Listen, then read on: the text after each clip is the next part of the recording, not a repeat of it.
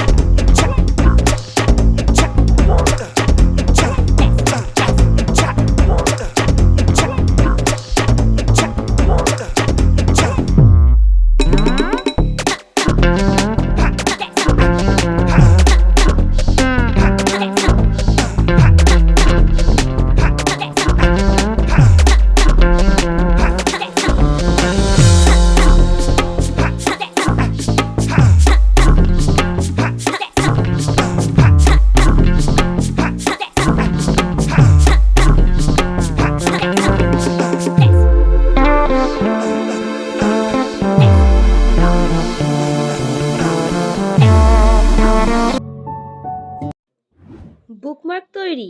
ভিডিওটি ভালো লাগলে লাইক, কমেন্ট ও শেয়ার করতে একদম ভুলো না।